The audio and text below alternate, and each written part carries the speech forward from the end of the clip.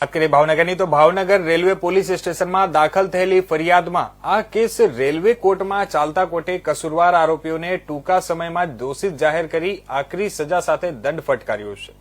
બનાવ અંગે જાણવા મળતી વિગતો અનુસાર તાજેતરમાં એક યુવતી ભાવનગર મુખ્ય રેલવે ટર્મિનસથી ધોળા જવા ટ્રેનની રાહે વેઇટિંગ રૂમમાં બેઠી હોય અને એ દરમિયાન રેલવેમાં ફરજ બજાવતા જગદીશ ઉમાનૈયા નામના શખ્સે ફરિયાદીને સ્પેશિયલ રૂમમાં બેસવાનો આગ્રહ કરી એ રૂમમાં બેસાડી હતી અને જ્યાં આરોપીએ યુવતી સાથે શારીરિક અડપલા કરી બીભત્સ માંગણી કરી હતી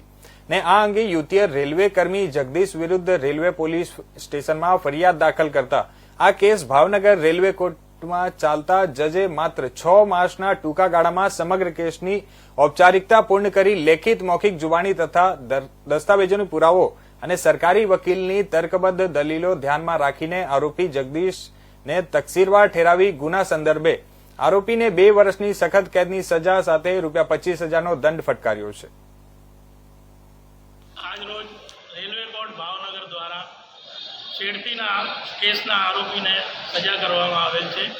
ગુનાની ટૂંકી હકીકત એવી છે કે આ કામના ભોગ બનનાર ફરિયાદીને ભાવનગરથી ધોળા ખાતે જવાનું હોય તેઓ વેઇટિંગ રૂમમાં બેઠા હતા। દરમિયાન વેઇટિંગ રૂમના ઇન્ચાર્જ રેલવે કર્મચારી જગદીશ નૈયા ત્યાં આવેલા અને ફરિયાદીને જણાવેલ કે તમારી પાસે ફર્સ્ટ ક્લાસનો પાસ છે, તમે એસી વેઇટિંગ રૂમમાં બેસો તેમ કહી એસી વેઇટિંગ રૂમમાં ફરિયાદીને લઈ જઈ તેના ગાલે હાથ અડાડી તેની પાસે વિભત્સ માંગણી કરેલી, જે અંગેનો ગુનો જીઆરપી પોલીસ સ્ટેશન ભાવનગર ખાતે નોંધાવેલો અને એ ગુનાની પીએસઆઈ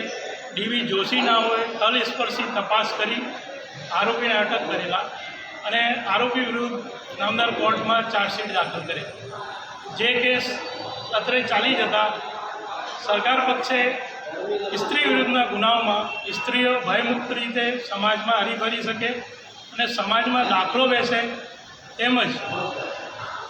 બીજા આરોપીઓ જે છે આ પ્રકારનો ગુનો કરતા અટકે તેવા હેતુથી આરોપીને સમાજમાં દાખલો બેસે તેવી સખત સજા કરવી જોઈએ તેવી સરકાર પક્ષે અમારી દલીલ દલીલ ગાય રાખી રેલવે કોર્ટના મેજિસ્ટ્રેટ શ્રી ભાઈપી શાહ સાહેબ નાઓએ આરોપી જગદીશ ઉપાભાઈ નૈયાને બીએનએસની કલમ 74 મુજબ તકસીરવાન કરાવીને 2 વર્ષની કેદની સજા તથા ₹25,000 દંડ અને દંડ ના ભરે તો વધુ 6 માસની સજા ફરમાવેલ છે।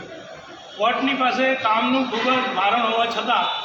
આ કેસ દાખલ થયો, એની તપાસ થઈ અને કોર્ટમાં ચાર્જશીટ થઈને ચાલી જવામાં ફક્ત 6 માસના ટૂંકા ગાળામાં આરોપીને સજા કરીને અને ફરિયાદીને ન્યાય અપાવેલ છે।